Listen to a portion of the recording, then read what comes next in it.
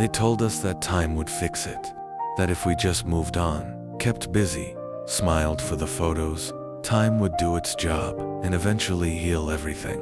But here you are, older now, wiser, maybe even surrounded by people who love you, and still, something inside you aches. A name, a moment, a conversation that never happened, and in the quiet, it comes back. Maybe not every day, but enough. Enough to remind you that time doesn't actually erase anything the heart hasn't truly released. You've likely been through so much. A lifetime filled with joys, battles, sacrifices. And yet, even with all that strength, even with all the prayers you've whispered through tears, there's a part of your soul that still clenches when certain memories arise. Maybe it was a father who never said he was proud of you, a friend who vanished when you needed them most, or your own child, flesh of your flesh, who now only exists in silence, distance, or sharp words. It could be something big, or something small that kept growing in the dark corners of your heart, and you've tried. Lord knows you've tried. You've forgiven, or at least said you did. You've told others you're fine. You've told yourself you're fine. But pain has a way of lingering when it doesn't get the release it needs. It doesn't age like the body. It waits. It waits until the house is quiet, until your hands are still, until there's space enough in the day for it to speak again. That's why bitterness can grow old with us. It hides behind phrases like "I've moved on," or "it doesn't matter anymore." But deep down, we know that if it truly didn't matter, it wouldn't still show up in our dreams. It wouldn't tighten your chest when someone mentions their name. It wouldn't steal the joy from a moment that should feel peaceful. The truth is, what hasn't been released hasn't been healed, and what hasn't been healed becomes part of who we are. It shapes our tone, our reactions, the walls we build, the people we push away. God sees that. He doesn't rush your healing, but He gently holds a mirror up to your soul, whispering, "This wasn't meant to stay with you forever." Because when we carry years of pain, we often lose sight of what peace could feel like. And friend, you deserve peace in this season of life. Not just the kind that looks good on the outside, but the real, deep kind. The kind that lets you breathe fully again.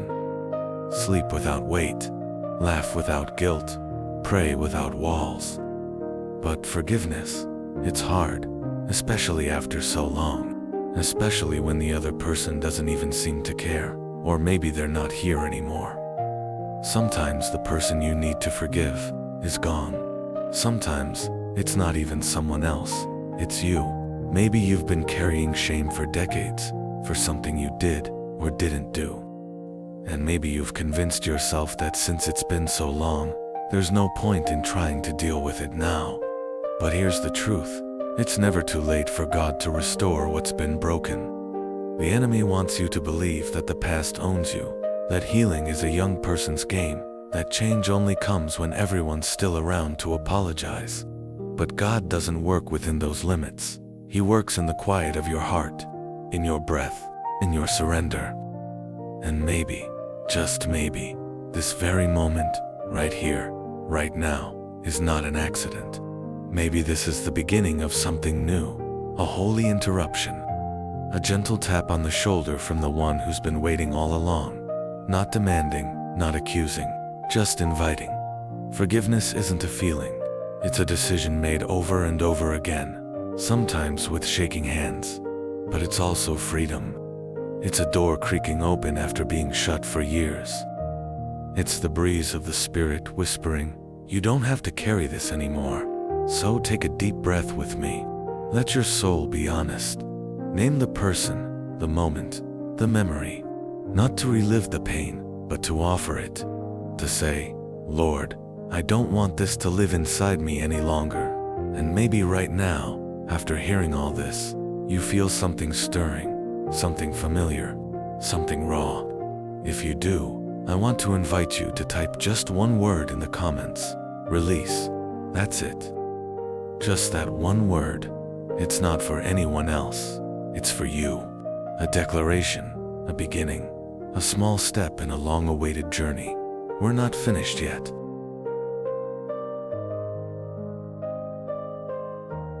There is a kind of pain that never gets spoken aloud.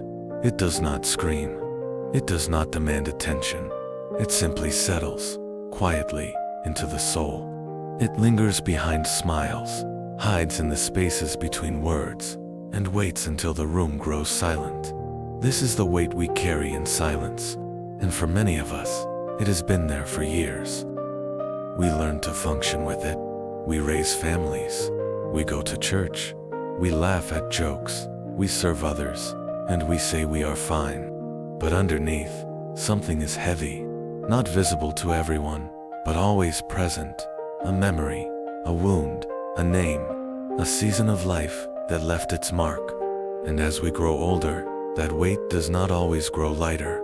Sometimes it grows deeper. It shows up in subtle ways. In the way we hold back when someone tries to get too close.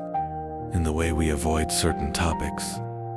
In the way our prayers stay surface level, even though our soul longs to scream. That weight, unspoken and unhealed, begins to affect how we see the world.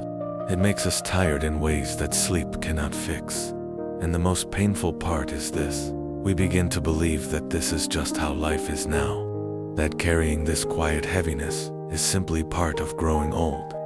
That it is too late to speak it out, too late to deal with it, too late to let go. But that is not the voice of God. That is the voice of the wound.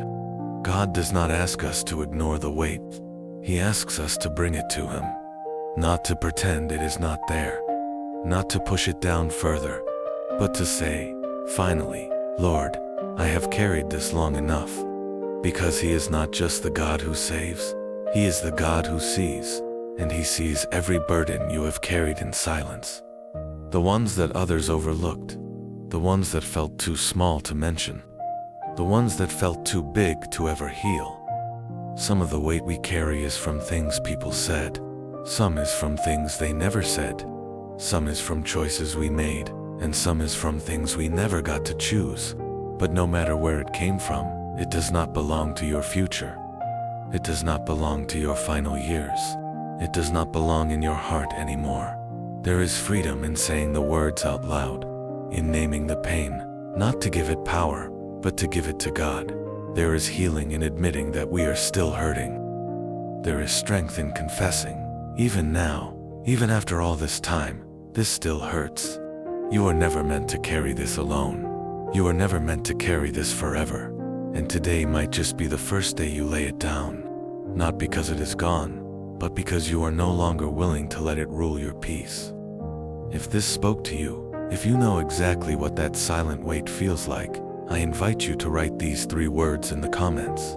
God sees me, because He does. And that knowing, that truth, is where the healing begins. Sometimes what keeps us stuck isn't the pain itself, but what we believe about it. Over the years, we've come to think of forgiveness in ways that don't reflect the heart of God. We've heard that forgiving means forgetting, and yet, how can we forget what shaped us? We've been told that forgiveness is about letting others off the hook, but what about the injustice, the betrayal, the silence that never got an answer? Somewhere along the way, the meaning of forgiveness became twisted into something that feels impossible. So we carry the weight, convincing ourselves it's better than pretending nothing ever happened. But here's the truth. Forgiveness isn't pretending. It's not erasing the past. It's not saying what happened was okay. It's not about reconciling with someone who's still unsafe or returning to a relationship that left your soul bruised. Forgiveness doesn't mean minimizing your pain or excusing what they did. It means something deeper, something holy. Forgiveness is saying, this hurt me, but it will not define me. It's looking at the wound and deciding, with God's help, that it won't stay open forever. That you want peace more than you want payback. That you want freedom more than you want answers. That you're ready to release them, not because they deserve it, but because you do.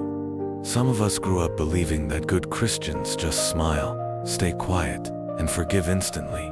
But true forgiveness is not passive. It's an act of courage. And it doesn't start with others. It starts with the heart. With bringing our pain before the Lord and saying, I can't carry this anymore. Teach me how to let go.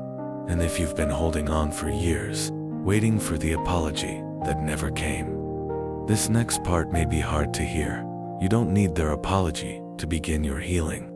That's one of the greatest deceptions the enemy plants in the heart.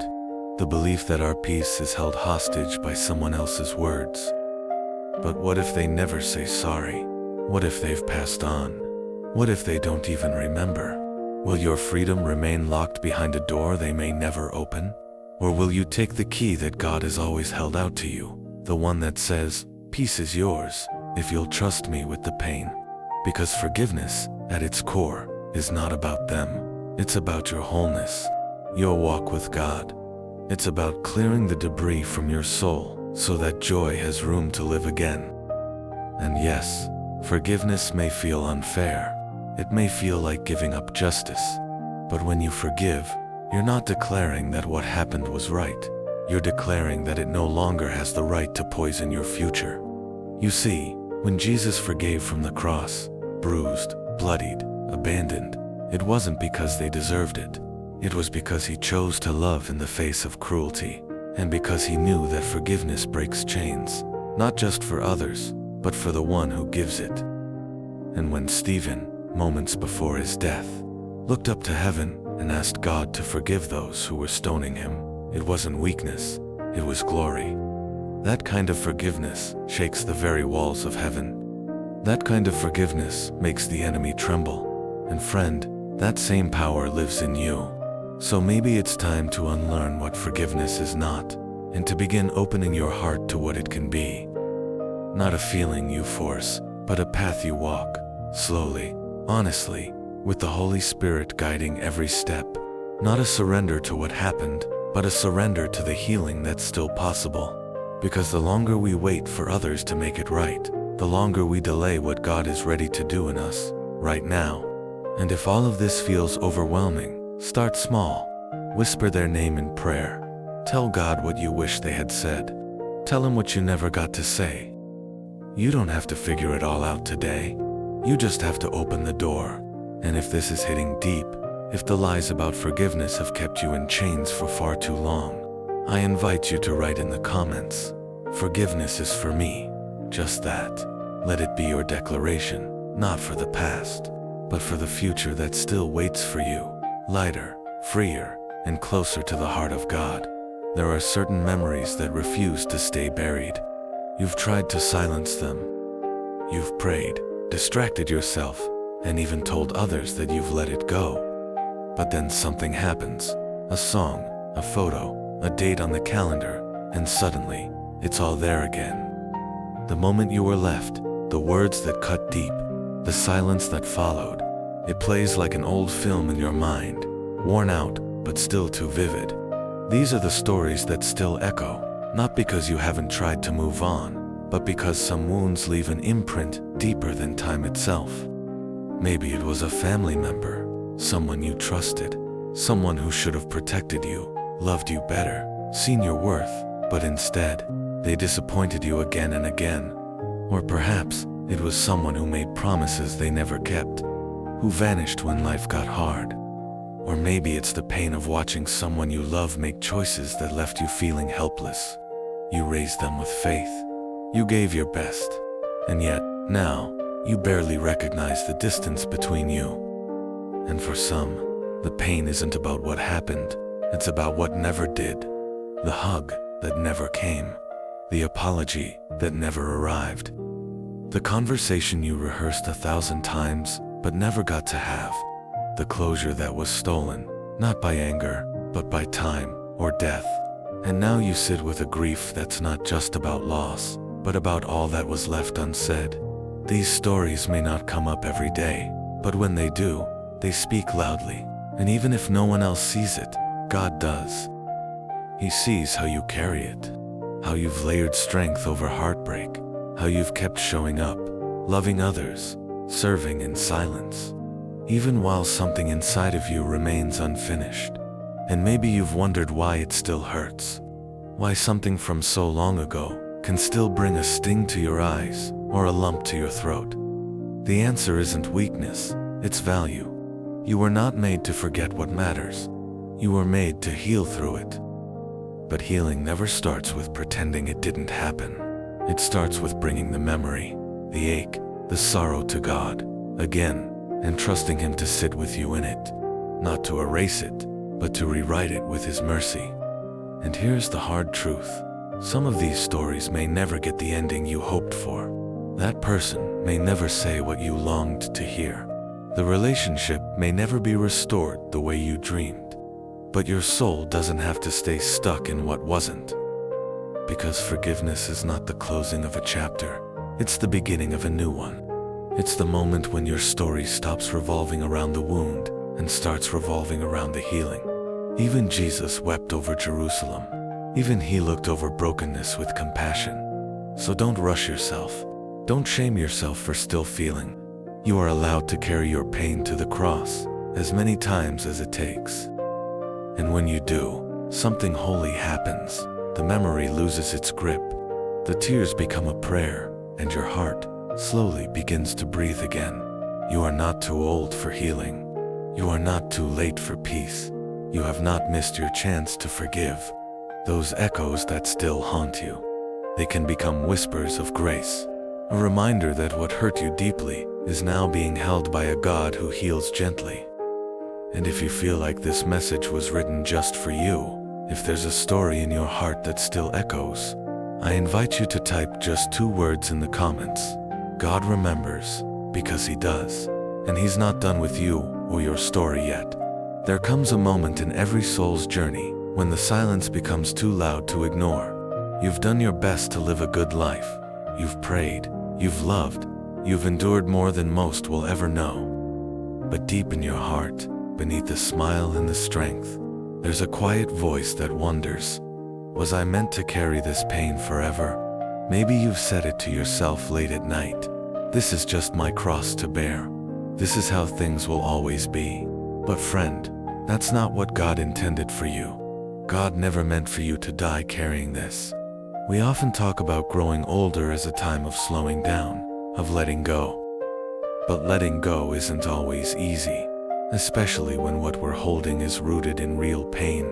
Some wounds feel like they've attached themselves to our identity. The betrayal that shattered your trust, the disappointment that chipped away at your hope, the heartbreak you never told anyone about. And now, all these years later, it's still there, hidden in the spaces between prayers and family dinners, between laughter and lonely nights. But God never designed for the heart to become a storage room for sorrow. He designed it to be a garden for peace, for love, for grace, and yes, even for forgiveness. Not the kind that erases what happened, but the kind that transforms what it means. There is something sacred about reaching this stage of life, not because the pain disappears, but because the invitation to healing grows louder. It's as if heaven leans in a little closer. God's voice becomes gentler, but more insistent. Child, you weren't made to carry this into eternity, because bitterness doesn't die with the body. It buries itself in legacies, in relationships, in memories left behind. And unless we give it to God, it travels with us far longer than we realize. Forgiveness isn't about being noble, it's about being free. It's about not letting your final chapters be dictated by the hurt from your middle ones. It's about deciding that the ending of your story will be different, not perfect, but peaceful. That you will not go to the grave with clenched fists and a heavy soul, but with open hands and a heart at rest. And maybe right now you're thinking, but they don't deserve my forgiveness. Maybe they don't. Maybe what they did was wrong, cruel even. But forgiveness was never about what they deserve. It's about what you were created for. You were made for lightness, for peace that passes understanding, for a soul that isn't tangled in knots every time a memory rises. God sees what they did. He sees what you lost, but He also sees what you're missing out on now because of the pain you're still holding. He sees the sleepless nights, the guarded conversations, the cold distance between you and the people who love you, because you're afraid of being hurt again. He sees the way you pull away, not because you don't care, but because somewhere deep inside, you still haven't healed. And he says, "Come to me, all who are weary and burdened, and I will give you rest." Matthew 11:28. This rest he offers, it's not just for the body, it's for the soul, for the memories that still sting, for the anger you've tried to pray away, for the sorrow you buried decades ago. And right now, this very moment, he's whispering to your spirit, you don't have to carry this anymore. Not into tomorrow, not into your final years, not into the grave. Because dying with resentment is not what God wants for you. Growing old with unresolved pain is not your inheritance. You are a child of grace, and grace doesn't expire with age. It deepens, it softens, it covers, it redeems. So if you've felt for years that forgiveness just wasn't possible, that maybe it was too late, hear this now. It isn't. You are still breathing. That means God is still working. That means healing is still on the table. Not for them, for you. If this speaks to something you've buried for far too long, I invite you to leave a quiet declaration in the comments. I won't carry this to the grave, because you weren't meant to. And what's coming next might be the beginning of the lightness your soul has been waiting for. Forgiveness doesn't begin when the other person finally says they're sorry. It doesn't wait for closure that may never come. It begins in the quiet place, the sacred place, where only you and God sit with the truth. It begins when you whisper, "Lord, I can't hold this anymore," and mean it. Because the longer we wait for someone else to make it right, the longer we deny ourselves the healing that God is already offering. There's a lie that lingers in the hearts of many who've been wounded deeply, especially in old age. The lie that says healing depends on someone else, that we need to hear those words, "I was wrong," before we can let go. But what if they never come? What if the one who hurt you doesn't see it? What if they are no longer here to speak to them? Will you stay bound to that pain forever, waiting for a moment that may never arrive? You don't need their apology to forgive. That may feel unfair at first, but it's one of the most freeing truths you will ever embrace. Forgiveness is not for their benefit. It's for yours. It's for your mind, your body, your soul. It's for the nights when sleep won't come and your chest feels heavy with memories. It's for the mornings when joy seems just out of reach. Forgiveness is the path that returns your peace, even if nothing else changes. And here's something that may surprise you. Forgiveness isn't a one-time event. It's not a decision made once in a moment of inspiration and then forgotten. No, forgiveness is a process. It is a prayer you may have to pray again and again. Some wounds go deep, and the decision to release them is not about forgetting, but about returning again and again to the feet of Jesus, saying, "Lord, today I choose again to let go. Help me." And he does, every time. Sometimes we think forgiving means we're weak, or that we're letting someone get away with it. But Jesus forgave while bleeding. He forgave while being mocked, while abandoned, while in agony. That's not weakness. That is divine strength. That is love that chooses freedom over revenge, mercy over justice, heaven over hurt. When you forgive, you're not pretending. You're choosing what is higher. You're saying, "I won't be tied to this pain forever. I am walking in the footsteps of Christ." And maybe that's what makes forgiveness so sacred. It is not natural. It is supernatural. It is something that can only truly take root when we allow God to do what we cannot do on our own. On our own, we want fairness. On our own, we want explanations. But with God, we want peace. We want release. We want the kind of heart that is not burdened with bitterness, but filled with grace. And the beautiful truth is this: even if you don't feel ready, you can begin.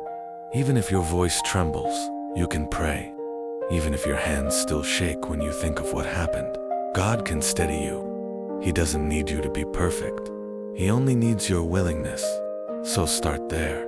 You don't have to feel it yet. Just say it. "God, I want to forgive. Teach me how." That's enough for now. That's how healing begins. With a whisper, with a tear, with a surrender that doesn't wait for anyone else to get it right.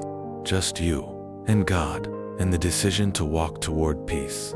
And if something inside you is stirring, if there's a name or a memory coming to the surface right now, I invite you to write just 3 words in the comments. I choose peace. Let it be the start of something new. Let it be your yes to the healing you deserve. We're just getting started. There's something strange that happens when you finally let go. You expect it to feel like loss, like giving something up. After all, you've held on to that pain for so long, it became familiar, almost like an old coat, heavy, yes, but yours. You've lived with the story, with the anger, with the ache that always had a name, and then, one day, in prayer or in quiet surrender, you release it, you forgive. And to your surprise, what fills that space isn't emptiness, it's peace. Letting go doesn't mean losing. It doesn't mean forgetting the lessons or pretending the wound never existed. It means deciding that you're ready to stop bleeding, that you don't need to explain the scar to everyone, that you're no longer bound to the person or the moment that hurt you. It means that you've handed the pain to God and said, "Here, I trust you with this," and you meant it. That is not weakness. That is healing. So many of us have lived thinking that letting go is giving in. But in truth, it's stepping into a deeper kind of strength, the kind that doesn't raise its voice or build walls, but the kind that walks away from resentment without regret. It's a strength that prays for those who hurt us, not because we've forgotten what they did, but because we no longer want to be tied to them through pain. We want to be tied to God through peace. When you forgive, you don't lose control. You regain it. You stop letting your emotions be dictated by what someone else did or didn't do. You no longer allow memories to invade your joy or bitterness to stain your blessings. You breathe deeper. You smile more. You begin to dream again. Not in spite of what happened, but because you've decided it will no longer have power over who you are becoming. And let's be honest, forgiveness will cost you something. It will cost you the right to keep rehearsing the past, the comfort of being the victim, the illusion of control. But what you gain is worth far more. You gain freedom. You gain energy. You gain the ability to live fully in the present. You become lighter, not just emotionally, but spiritually. And when your soul is lighter, you walk differently. You pray differently. You see others with more compassion and yourself with more grace. This is especially true in old age. As the years pass, we begin to see life more clearly. We realize how little time we really have to carry unnecessary weight. We start to crave more than justice. We crave peace. Deep, quiet, undisturbed peace. The kind that softens our eyes and steadies our breath. The kind that allows us to sit in silence and not be haunted by the past. That is what letting go gives you. That is what forgiveness offers. And even if the people who hurt you never change, you still can. Even if the apology never comes, your peace still can. Because the healing isn't found in their words. It's found in God's presence. And when He begins to fill the empty places, once occupied by pain, something beautiful starts to happen. You begin to feel joy again, real joy. Not the kind you force for others, but the kind that rises gently within you, unshaken by old shadows. That's when you realize forgiveness wasn't the end of something. It was the beginning. The beginning of living unchained, of growing old with a soft heart and an open spirit, of becoming someone who leaves behind not just stories, but a legacy of mercy. If this is speaking to your heart, if you've longed to feel that lightness again, I invite you to write in the comments, "I am ready to let go." Let it be your quiet declaration, your soul's permission to move forward. And as we continue, we'll look at how the people of faith before us, men and women with their own wounds, chose forgiveness and changed everything. When we open the Bible, we do not find perfect people. We find broken ones, wounded hearts, betrayed souls. And yet, we also find something else. We find forgiveness that transforms. Not because the ones who hurt them always made it right, but because those who were hurt made a decision. They chose God over bitterness. They chose peace over pain. They chose to release what they could not change. Look at Joseph, sold by his own brothers, separated from his father, falsely accused, forgotten in a prison cell. If anyone had a reason to grow cold, to seek revenge, to carry the weight of hatred into his final days, it was Joseph. But when the moment came, when the very men who had betrayed him stood trembling before him, he did not repay evil with evil. He wept, he embraced, he forgave. And in doing so, he not only healed his family, but became a part of God's greater plan to save many lives. His forgiveness opened the door for restoration and redemption. It did not erase the past, but it transformed the future. Or consider Stephen, surrounded by stones, eyes lifted to heaven, knowing he was about to die at the hands of angry men. And what did he do? He prayed. He asked God not to hold their sin against them. In his final breath, he chose mercy. That moment echoed far beyond the pain.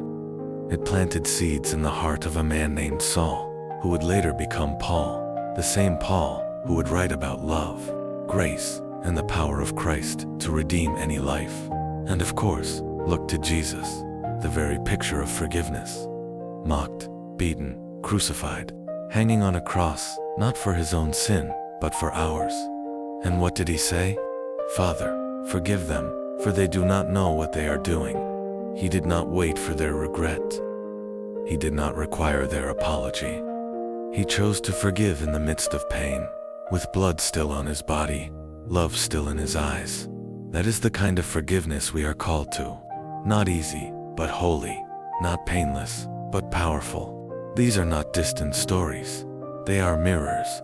They remind us that we are not alone in our struggle to forgive, that even the faithful wrestled with betrayal and hurt.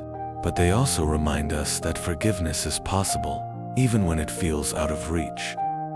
That with God, it is never too late to begin again. That choosing mercy is not a sign of weakness, but of trust. Trust that God will handle what we cannot, that He sees all, that He remembers, that He restores. Forgiveness in old age is not about forgetting what has happened to you. It is about remembering who God is, a healer, a redeemer, a father who knows every tear you have cried, even the silent ones. When you forgive, you are not ignoring justice.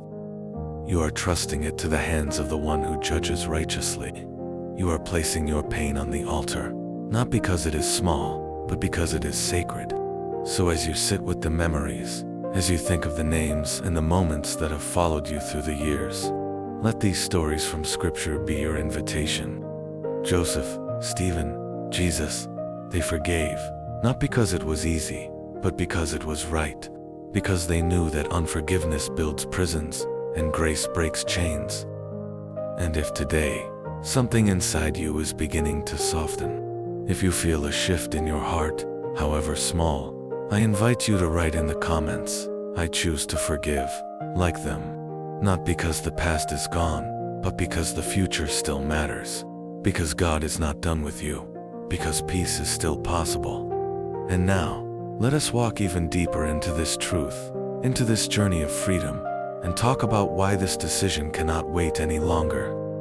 There are moments in life when the heart feels heavy with years, not just from time, but from the weight of what was never healed.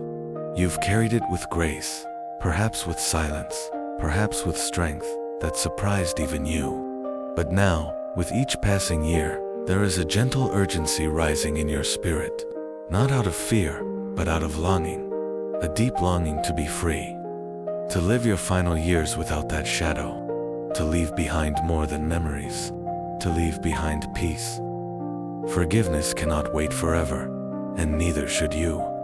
You have spent a lifetime giving your love to others, showing up even when it hurts, holding your family together, praying for those who never prayed for you. You have endured more than most people know, and still, your heart beats with the desire to do what is right in the eyes of God. That desire, that spark, is proof that He is still at work in you. that He is still inviting you to something greater, not louder, not more visible, but deeper, quieter, eternal. There is a kind of peace that only comes when the soul is no longer at war with itself. And friend, that peace is available to you now. Not when the apology comes, not when the relationship is restored, but right now, in the stillness, in the presence of the one who knows your whole story. You still have time. That is not just a hopeful phrase, it is a holy truth. If you are hearing this, if your heart is still beating, if your lungs are still drawing breath, then your story is not over, and neither is your healing. God is not watching from a distance. He is closer than ever. Whispers of mercy fill the spaces where bitterness once lived, and He is saying, gently but clearly, it is time. Because forgiveness is not just about your past. It is about your future. It is about what you want to feel when you wake up tomorrow. It is about how you want to look into the eyes of your grandchildren. It is about the words you want to say to your loved ones. It is about the legacy your soul will leave behind. Will it be one of pain repeated or peace restored? The truth is, every day we delay forgiveness, we lose a little more of the peace we are meant to walk in. We lose opportunities to speak gently instead of harshly, to love freely instead of cautiously, to pray with joy instead of burden. Forgiveness is not a gift we give the person who hurt us. It is the gift we give ourselves and those we love, and the God who longs to see us whole. And even now, even after all these years, even if it feels too late, it is not. You can begin. You can say yes. You can let it go. Not for them, not for the world, but for the peace that your heart was created to know. So if your soul is feeling that pull, if you sense the urgency of grace, I invite you to write these words in the comments. I will not wait any longer. Say it to yourself. Say it to God. Say it for the healing that is ready to begin. And as we prepare to draw even closer to the heart of this message, we will end not with instructions, but with a quiet, powerful moment of prayer, a whisper to the soul, a conversation between you and God that could change everything. Let us slow down now. You have listened with your heart open. You have remembered things long buried. You have felt the weight of forgiveness settle into your thoughts like a quiet invitation. And now, as we come to this sacred moment, it is not time to explain or to analyze. It is time to breathe, to let your soul speak, to bring all that you have carried into the presence of the one who never turned away. This is not a dramatic prayer. It is not filled with fancy words or high expectations. It is a whisper, a holy whisper between your soul and your Father. You do not need to perform. You do not need to know what to say. You only need to come as you are. So wherever you are, whether seated by a window, lying in bed, or watching with tears in your eyes, I invite you to take a deep breath. Let your shoulders drop. Let your hands open. Let your heart lean in. Lord, I come to you, not with answers, but with truth. You see what I have carried. You see who I still think about. You see the wound that time has not healed, and I do not want to carry it any longer. I do not want to grow older with bitterness in my soul. I do not want to leave this world still tied to the pain of what was never made right. So I bring it to you. I bring the person, the memory, the moment. I bring the silence, the betrayal, the disappointment. I bring it all, because you are the only one who knows the full weight of what I have carried. And you are the only one who can lift it from me. Teach me to forgive, Lord, not because they deserve it, but because you have forgiven me. Show me how to release what I thought I had to hold. Fill the empty places with your peace. Replace the bitterness with your grace. Heal what no one else can see. Whisper into the deepest parts of me that I am not too late, not too broken, not too far gone. Let my heart become soft again. Let my hands be open. Let my eyes see with compassion. And as I walk into the rest of my life, however many days you give me, let me walk lightly. Let me speak gently. Let me love deeply. Let me live freely. I forgive, Lord. even if it still hurts. I choose to forgive, even if I have to say it again tomorrow. I choose to forgive, even if they never change. I choose to forgive. I choose you. I choose peace. I choose the freedom you died to give me. Thank you for not giving up on me. Thank you for staying near through the years. Thank you for this chance to begin again. Amen. If you whispered that prayer in your heart, if something shifted as you listened, if peace found even a small corner in your soul today, I invite you to write just one word in the comments. Write Amen. Let it be your quiet witness, your gentle echo into the world that says, I have chosen peace. I have chosen healing. I have chosen God. Maybe you did not expect to feel all this today. Maybe you clicked out of curiosity, or because something in the title felt too close to ignore. But now, here you are, heart tender, eyes perhaps a little wet, soul a little more open than when we began. That is not an accident. That is grace. Forgiveness is not something we conquer. It is something we surrender to, little by little, with God's help. And if all this message did was stir something inside of you, then that is enough. That stirring is where healing begins. That is the voice of God gently saying, I have more for you. I have peace for you. I have freedom that no one else can give you, and nothing from your past can take away. You do not have to finish this journey today. You do not have to feel strong or certain. You only need to stay willing to let the Lord walk with you through the memories, willing to pray even if your voice shakes, willing to believe that it is not too late, that you are not too far gone, and that a lighter heart is still possible. In this stage of life, when the world begins to slow down, the soul can finally speak louder. And what it longs for, what you long for, is not revenge, not answers, not control. It is peace. Gentle, lasting, eternal peace. The kind that only comes from releasing the pain into the hands of the one who has always carried you, even when you did not feel it. So take this moment. Breathe it in. Let it sit with you. And when you rise, rise a little lighter, a little more open, a little more ready. Because the path of forgiveness is not behind you. It is still in front of you, and God walks it with you, step by step, with nothing but love in His eyes. If you made it here, if your heart felt something stir along the way, then this message was for you. And if you felt the presence of God, even quietly, gently, healing something within you, do not let this moment pass. Subscribe now to Graceful Wisdom Years so you do not walk this journey alone. Here, every message is made for hearts like yours, for souls that long for peace, purpose, and the quiet comfort of walking with God in every season of life. If this spoke to you, if a name came to mind, or a weight lifted even slightly, I invite you to leave a comment with just 2 simple words. I received. Let it be your prayer today, your declaration of healing, your step toward freedom. Leave a like, too, not for us, but so that others, perhaps someone sitting in silence right now, might find this message and be comforted too. And before you go, do not miss the next video. It is right here on your screen, waiting for you. It is a continuation of this journey, another step toward peace. Let God speak to you there as well. We will be right here when you are ready.